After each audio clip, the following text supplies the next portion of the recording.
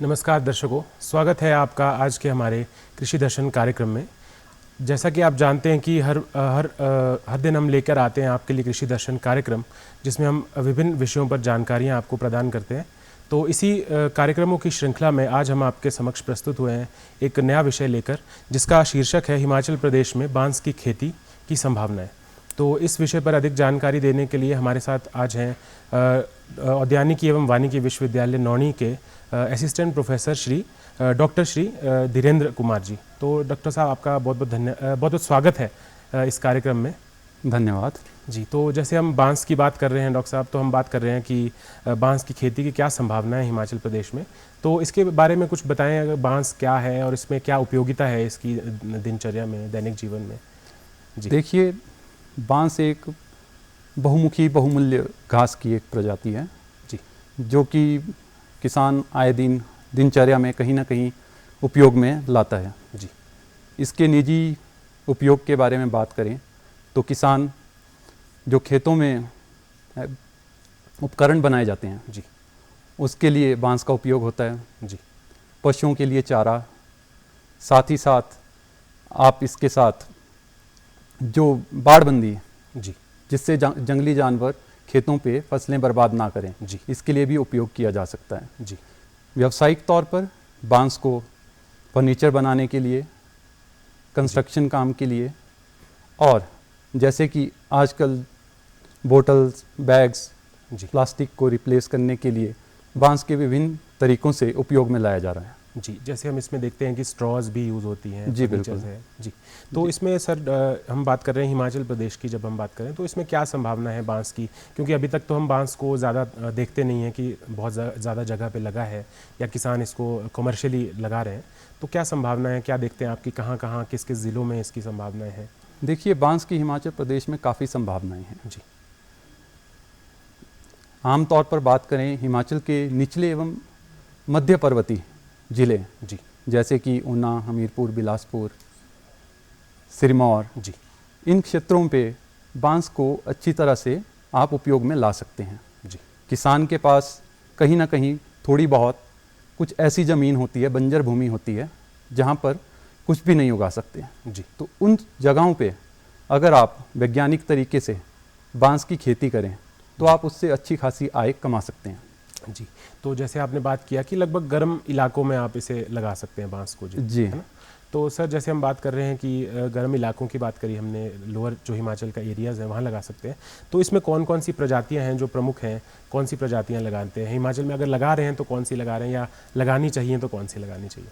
देखिए, प्राकृतिक रूप से देखा जाए जी, तो हिमाचल प्रदेश में मुख्यतः 7 प्रकार की बांस की प्रजातियां पाई जाती हैं, जी, जिनमें से प्रमुख प्रजातियां जैसे कि मगर बांस, जी, नाल बांस, लाठी बांस जिसे काठू बांस भी जी, कहा जाता है, जी, साथ ही कांटा बांस, जी, और ऊपरी कुछ ठंडे इलाके जी, वहाँ पे रिंगाल बांस की प्रजातियां पाई जाती हैं। जी, इसके अतिरिक्त अगर बात करें प्रजातियां लगाई जाने वाली प्रजातियां जिनसे आय में वृद्धि कर सकें, तो उनमें बैम्बूसा बालकुआ, जी, जिसे बालकू बांस कहा जाता है, और बैम्बूसा टोल्डा, जी। ये मुख्यतः उगाए जाने वाली प्रजातियां हैं।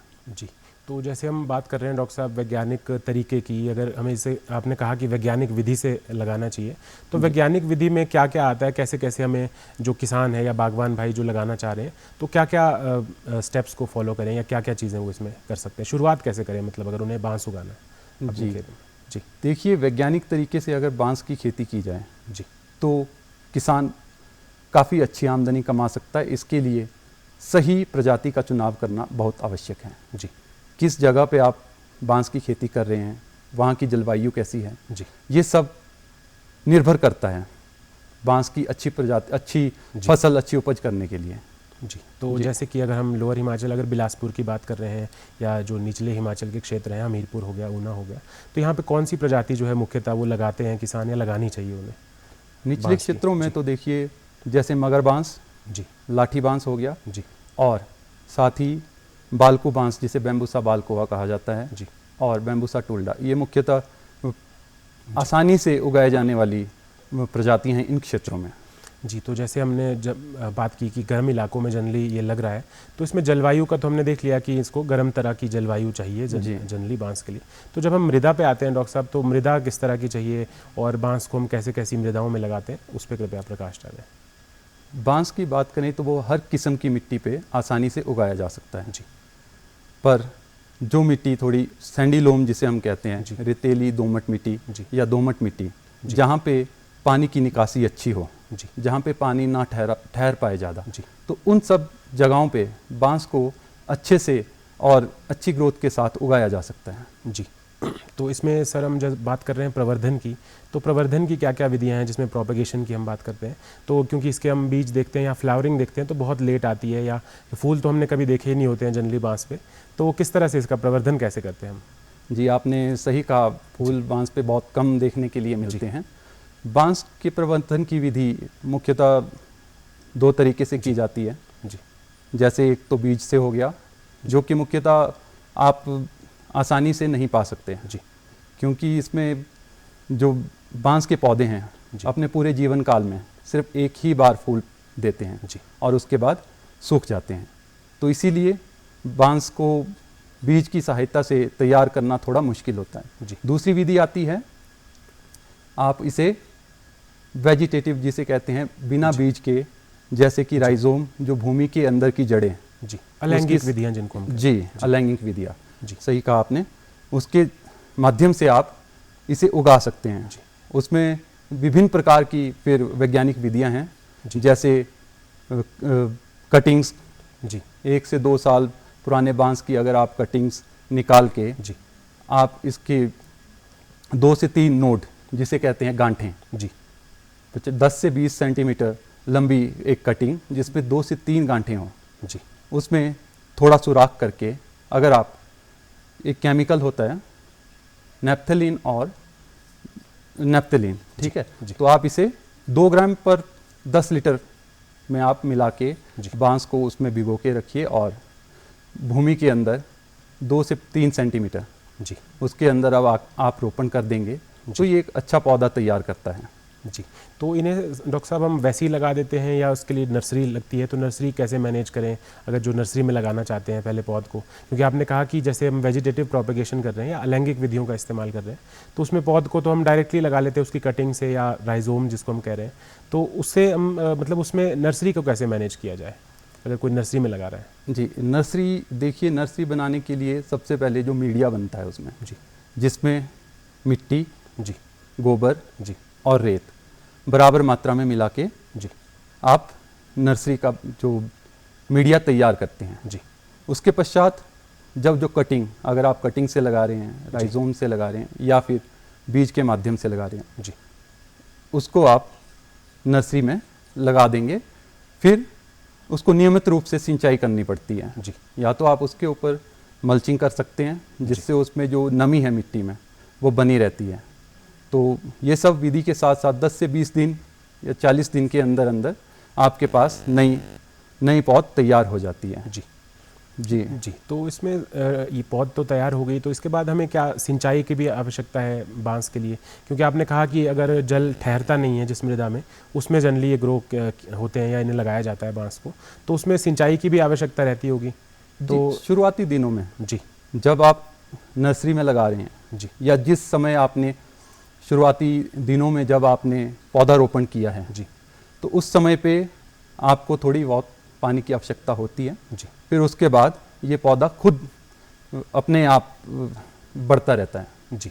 तो जल की आवश्यकता इसे बाहर से नहीं होती, ये ज़मीन से ही अपना जी, जल की जो है आवश्यकताएं पूरी करता है। जी, जी। तो इसमें कोई खाद की, अतिरिक्त खाद की भी आवश्यकता होती है, कोई फर्टिलाइज़र पड़ते हैं जब हम नर्सरी बना रहे हैं या उसके बाद भी। जी। नर्सरी में देखिए, जब पौध तैयार हो जाती है, जी, जब आप उस पौधे को पॉलीथीन बैग में लगाते हैं, तो आप कैन या एसएसपी का 2 से 5 ग्राम पर पौधे जी, आप उसमें डाल के उसको फर्टिलाइज़र दे सकते हैं।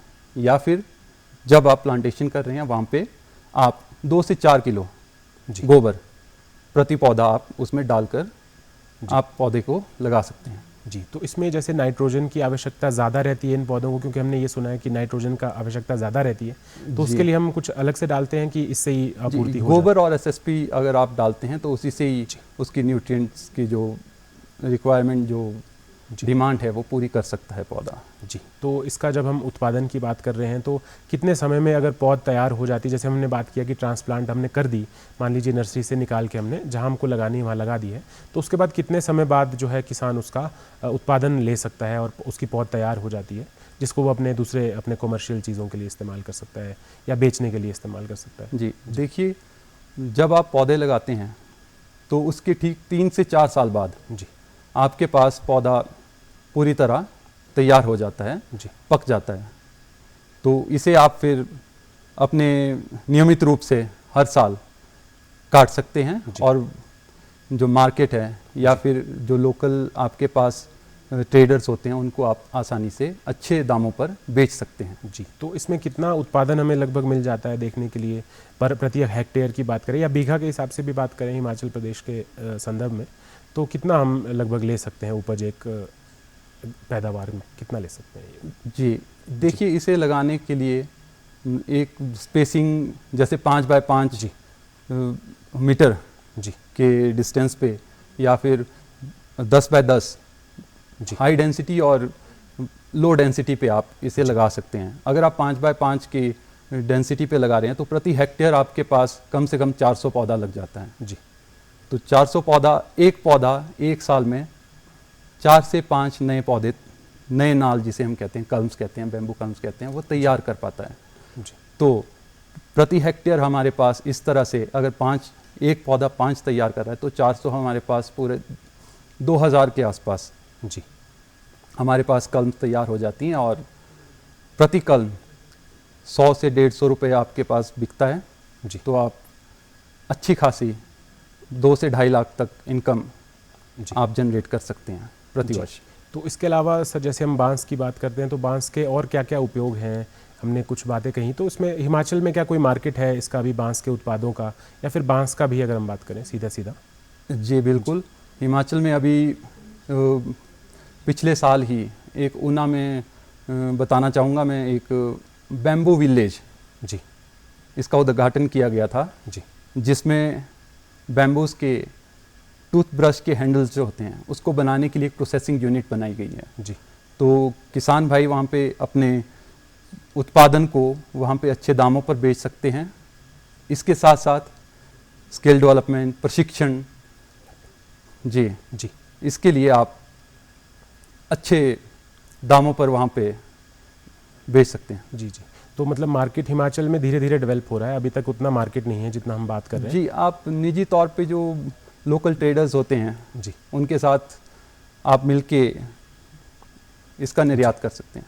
जी, तो जैसे हम बांस की बात भी करते हैं, जब हम देखते हैं कि इसके विभिन्न उत्पाद बनते हैं, जैसे कि हम बात करते हैं फर्नीचर की हो गई, तो इसमें फर्नीचर के सिलसिले में कोई मार्केट्स एग्जिस्ट करते हैं हिमाचल में, या फिर अभी बाहर ही इसका स्कोप है? अगर बाहर है तो कहाँ पे हो रहे हैं हिमाचल के बाहर? तो जो किसान है मतलब उसे एक आइडिया रहे कि किस मार्केट में उसको भेजना है, तो वो उगाएगा, क्योंकि तभी वो प्रोत्साहित होगा इसकी खेती के लिए। जी, बैम्बू मार्केट की बात करें तो बाहरी राज्यों में काफ़ी इसका बड़े स्तर पर जी प्रचलन है। जी, जैसे कि पंजाब, हरियाणा जैसे कुछ राज्य हैं जहाँ पे बैम्बूज की अच्छी मार्केट है।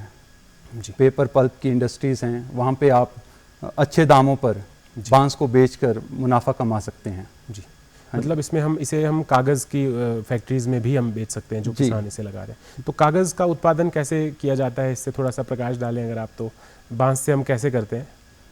बांस के देखिए, इसे एक पल्प और पेपर इंडस्ट्रीज़ मिल्स बड़ी बड़ी बनी हुई हैं इसके लिए, उत्पादन के लिए। जैसे जैसे आपको पता है कि पॉपुलेशन, भारत की जनसंख्या काफ़ी बढ़ चुकी है, तो जो पेपर्स पल्प की डिमांड है, कागज़ की डिमांड है, वो भी दिन प्रतिदिन बढ़ती जा रही है और जंगलों पर हम पूरी तरह निर्भर नहीं रह सकते। जी, तो यहाँ पे बांस एक अच्छा विकल्प है जी, जो ये ज़रूरतें हमारी पूरी कर सकता है।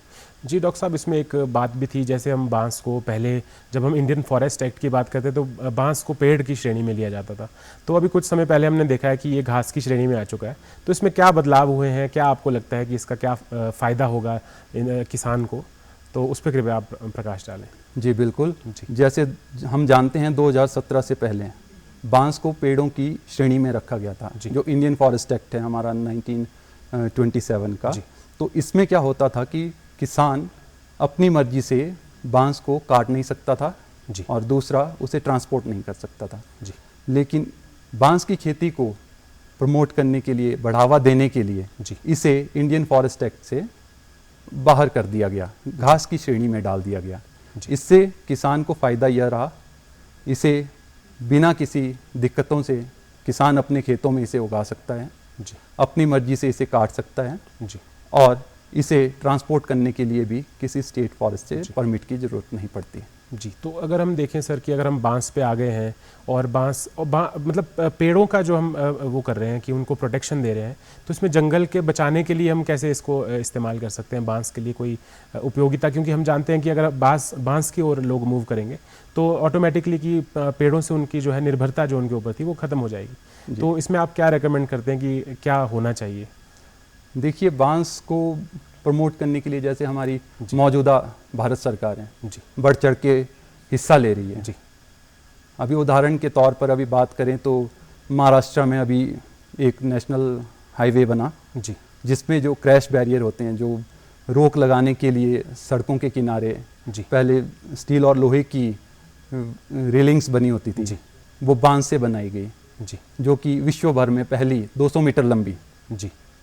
बांस की क्रैश बैरियर बना। जी। तो इस तरीके से, और दूसरा उदाहरण दे सकता हूँ, जी। जैसे हमारा एयरपोर्ट जी। बेंगलोर में कैंपनगौड़ा इंटरनेशनल एयरपोर्ट है, वहाँ पे एक टर्मिनल 2 का उद्घाटन हुआ पिछले वर्ष। जी। तो वह पूरा टर्मिनल 2 बांस के साथ पूरा फर्निश्ड है। जी। वहाँ के दरवाज़ों से लेके, स्तंभ से लेके, सीलिंग से लेके हर चीज़ बांस से बनी हुई है। जी। तो इस तरह से हम देख सकते हैं कि किस तरह से हम पेड़ों पर से निर्भरता हटा के बांस का सही और अधिक से अधिक उपयोग करके जी। किस तरह से फ़ायदा ले रहे हैं। जी। और जाहिर सी बात है कि जो सीमांत किसान है या जो कोई छोटे किसान है जो बांस लगा रहे हैं अपने खेतों में, तो उनको उनका डायरेक्ट जो बेनिफिट जाएगा, क्योंकि अगर लोग बांस पे निर्भरता अपनी लाते हैं पेड़ों की तरफ से, तो उससे हम जंगल को भी रोक सकते हैं कटने से और साथ में हम अपना उत्पादन भी बढ़ा सकते हैं और दूसरी चीज़ों में इसका इस्तेमाल कर सकते हैं। जी। तो डॉक्टर साहब, जब हम इसमें बात कर रहे थे, इसमें हम आय वृद्धि की भी बात करते हैं किसान की, क्योंकि केंद्र सरकार हमेशा से प्रतिबद्ध रही है किसानों के लिए कि आय वृद्धि हो किसानों की। तो इसमें बांस में कितना स्कोप है आय वृद्धि का, और कैसे कैसे आपको लगता है कि आय के स्रोत बन सकते हैं इससे? जी, देखिए, बांस की आय की वृद्धि में किसान के लिए बहुत ही महत्वपूर्ण योगदान रहा है हमेशा से ही। जैसे कि अगरबत्ती जो हम जी। अपने दैनिक दिनचर्या में यूज़ करते हैं, जी। उपयोग में लाते हैं, उसकी जो डंडी होती है, स्टिक जिसे हम कहते हैं अगरबत्ती की, वो भी बांस से बनाई जा रही है। जी। हाल ही में जो निर्यात, भारत का बांस का निर्यात है, चाइना से सबसे अधिक होता है। जी। जबकि हम जो विविधता, बांस की विविधता में विश्व भर में दूसरे स्थान पर हैं। जी। तो इससे पता चलता है कि हमारे पास कितना बांस का रिसोर्स है। जी। अगर हम उसका सही इस्तेमाल करें, सही उपयोग करें, तो हम एक तो अपने देश की इकोनॉमी जी। उसमें बढ़ावा कर रहे हैं, दूसरा जो हमारे किसान भाई हैं, जी। इसीलिए इसे हरा सोना कहा गया है। जी। Green gold, friends to farmer, जी। किसान का दोस्त, जी। जिसे कोई भी गरीब से गरीब हमारा किसान भाई भी लगा के अपनी आय में वृद्धि कर सकता है। जी। तो जाहिर सी बात है कि इसमें स्वरोजगार के भी अवसर प्राप्त होते हैं किसान को नए, जी। और उसकी इनकम में तो वृद्धि होती ही है। तो उसके अलावा सर, जैसे हम प्रजातियों की बात कर रहे हैं, कौन कौन सी प्रजातियां हिमाचल प्रदेश के अंदर हैं जो कामयाब हुई हैं कुछ हाल ही में, या फिर आपकी जो विश्वविद्यालय है वो कौन कौन सी प्रजातियों के पौधे मुहैया कराता है किसानों को जब वो आते हैं आपसे लेने? जी। जी। देखिए, विश्वविद्यालय की बात करें तो हमारे पास 28 प्रकार की बांस की प्रजातियां पाई जाती हैं। जी। जिसमें से मुख्यतः अगर हम व्यावसायिक रूप से बात करें प्रजातियों के बारे में, जी, तो उनमें से बैम्बूसा टुल्डा, बैम्बूसा बालकोआ, मगर बांस, लाठी बांस इत्यादि बहुत सारी जो व्यावसायिक रूप से जिनसे किसान आय में वृद्धि कर सकता है, इनका उत्पादन करते हैं। जी। तो इसमें आपका कोई जो हमारे नौजवान हैं, बेरोज़गार नौजवान हैं राज्य में, तो उनके लिए आपका कोई संदेश है स्पेसिफिक कि बांस के लिए कैसे वो प्राप्त कर सकते हैं, आपसे पौधे कैसे ले सकते हैं और कहाँ उन्हें मिलना चाहिए? और जैसे हम कुछ योजनाएं भी हैं, राष्ट्रीय बांस मिशन है सरकार का, तो उससे वो कैसे लाभान्वित हो सकते हैं, या आपके माध्यम से या विश्वविद्यालय के माध्यम से कैसे उन्हें मिलना चाहिए और कैसे वो अपना आगे इसमें बढ़ें इसकी ओर? जी बिल्कुल जी। जो राष्ट्रीय बैम्बू मिशन योजना है उसके अंतर्गत उसका जो मेन मुख्य उद्देश्य है जी, किसान को ज़्यादा से ज़्यादा नर्सरी में बांस का उत्पादन करवाए, जी, उसे पौधारोपण के लिए जी, बांस के मटेरियल प्रोवाइड करवाए, जी, साथ ही बांस से रिलेटेड जितने भी प्रशिक्षण होते हैं उन्हें समय समय पर प्रशिक्षित किया जाए। जी, तो इसीलिए जो हमारे किसान भाई हैं अपने निजी संस्थानों में जी, हॉर्टिकल्चर, एग्रीकल्चर या हमारे विश्वविद्यालय में आके संपर्क करें तो उन्हें अच्छे क्वालिटी का प्लांटिंग मटेरियल उपलब्ध करवाया जा सकता है। जी। और जब हम उत्पादकता की भी बात कर रहे हैं बांस की, तो आपने कहा कि जब उसके फ्लावरिंग आ जाते हैं तो वो सूख जाता है, तो कितने समय तक हम रेगुलरली उत्पादन ले सकते हैं बांस का जब हम उसे ग्रो करते हैं अपने खेतों में, कोई भी किसान अगर करता है? जी देखिए, जब बांस लगाया गया हो तो 3 से 4 साल बाद तो उसमें से हर साल आप उत्पादन कर सकते हैं। जी, इसके अतिरिक्त जब तक उसमें फूल ना आए, जी, जो कि निर्भर करता है किस जगह पे बांस लगाया गया है, कौन सी प्रजाति लगाई गई है, जी, हो सकता है 25 से 30 या 30 से 40 साल बाद उसमें फूल आए, तो तब तक आप उससे नियमित रूप से हर साल उत्पादन ले सकते हैं। जी। तो जैसे हम उसकी कटान करते हैं तो हम देखते हैं कि वो अंदर से तो वो खोखला होता है, जी तो उसमें कुछ कई बार कीट घुस जाते हैं या कुछ हो जाता है, तो जब हम उसे यूज़ करेंगे तो हमें तो पता नहीं होगा क्या होगा, तो उसके लिए भी कुछ उपाय होते हैं, या उसकी जो पोस्ट हार्वेस्ट अगर मैनेजमेंट की बात करें तो कैसे किया जाता है वो? जी जी, इसके लिए हमारे देश भर में अलग अलग सीजनिंग और ट्रीटमेंट प्लांट्स बनाए गए हैं बैम्बू के लिए। जी, अगर आप हार्वेस्ट करके बैम्बूज को उन नियमित केमिकल्स के साथ जी, ट्रीट करते हैं तो उसकी जो जीवन शैली है, जो उसका लाइफ साइकिल है, उसको आप अच्छी तरह से और बढ़ा सकते हैं, दोगुना कर सकते हैं। जी, जी जी। तो डॉक्टर साहब, आपने इतनी बहुमूल्य जानकारी दी किसानों को, और आशा है कि किसान भी आपकी इस जानकारी से लाभान्वित हुए होंगे।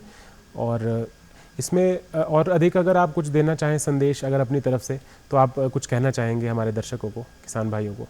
जी अवश्य। मैं सभी किसान भाइयों से अनुरोध करता हूं जी, कि उनके पास जो भी बंजर भूमि है, जी, जहां पे वो कुछ भी नहीं उगा पा रहे, जी, पहली बात तो है वहां पे उन्हें वैसे भी आय का कोई संसाधन नहीं है।